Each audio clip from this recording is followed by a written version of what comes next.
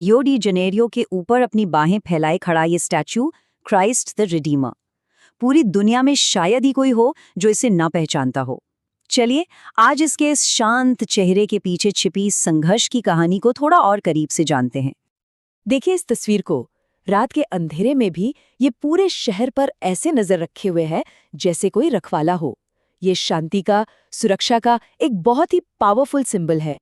मगर इस शांत छवि के पीछे एक ऐसी कहानी है जो लगातार संघर्ष की है। ये सिर्फ पत्थर और कंक्रीट का एक ढांचा नहीं है। ये तो मौसम, प्रकृति और खुद वक्त के खिलाफ एक लगातार चलने वाली जंग है। तो सबसे पहले ये जानते हैं कि आइकॉन आखिर बना कैसे, इसकी शुरुआत कहाँ से हुई। इसकी कहानी भी काफी दिलचस्प है।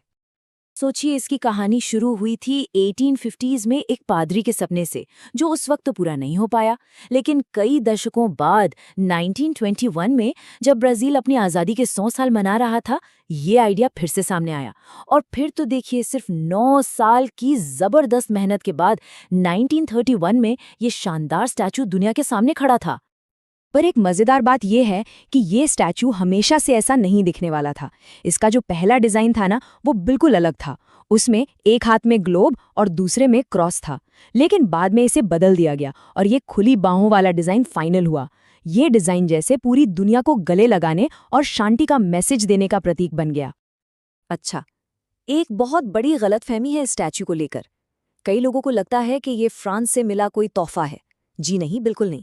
सच तो ये है कि इसकी पहल ब्राजील के ही कैथोलिक समुदाय ने की थी, और पैसा भी ब्राजील के आम लोगों ने दान करके इकट्ठा किया था।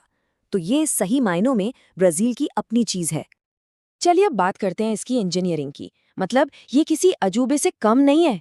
इतनी ऊंचाई पर इतना बड़ा स्ट्रक्चर खड़ा करना सोच कर ही हैरानी होती है। सबसे पहले इसकी ऊंचाई को समझते हैं। ये स्टैचू खुद 98 फीट ऊंचा है, मतलब लगभग एक 10 मंजिला बिल्डिंग जितनी ऊंचाई, और ये भी 26 फीट ऊंचे बेस पर खड़ा है। तो कुल मिलाकर ये बहुत ज्यादा विशाल है। अब आते हैं वजन पर। इसका वजन है 635 मीट्रिक टन। अंदाजा लगाइए, ये करीब करीब 100 बड़े हाथियों के वजन के बराबर है। और इस सारे वजन को एक पतली सी पहाड़ की चोटी पर टिकाना था। ये था असली चैलेंज। तो ये बना कैसे? ये और भी कमाल की कहानी है। पहले तो सारा का सारा सामान एक छोटी सी ट्रेन के जरिए 700 मीटर ऊंचे पहाड़ पर पहुंचाया गया। सोचिए जरा।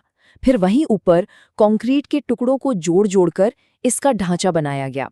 और सबसे आखिर में जो इसकी बाहरी परत है, वो हजारों सोपस्टोन टाइलों से बनी है, जिन्हें एक एक करके हाथ से काटा और लगाया गया। मतलब कमाल का काम था ये। लेकिन देखिए, स्टैचू बना देना एक बात है, उसे टिकाए रखना वो असली चुनौती है। और इसकी असली लड़ाई शुरू हुई मौसम से, तूफान और खासकर आसमानी बिजली से। तो सवाल ये उठता है कि 700 मीटर की ऊंचाई पर जहां हर साल इतनी बार बिजली गिरती है, ये स्टैचू आखिर बचता कैसे है? क्या है इसका राज? इसका जवाब छुपा है एक बहुत ही स्मार्ट इंजीनियरिंग में, जिसे कहते हैं कंडक्टिव क्राउन। होता क्या है कि स्टैचू के सिर और बाहों के अंदर लाइटनिंग रॉड्स का एक पूरा नेटवर्क बिछाया गया है। तो जब भी बिजली गिरती है, ये रॉड्स उसे पकड़कर सीधा जमीन में भेज देती हैं और स्टैचू बच जाता है। और ये कोई कभी कभार होने वाली बात नहीं है। हर साल औसतन 4 से 6 बार बिजली सीधा इस स्टैचू पर गिरती है। ये एक लगातार बना रहने वाला खतरा है। लेकिन ये सिस्टम भी 100% फूल प्रूफ नहीं है। जैसे जनवरी 2014 में एक बहुत जबरदस्त तूफान आया और बिजली गिरने से स्टैचू के दाहिने हाथ का अंगूठा टूट गया। इस घटना ने सबको याद दिला दिया कि खतरा कितना बड़ा और असली है। पर खतरा सिर्फ बिजली का नहीं है।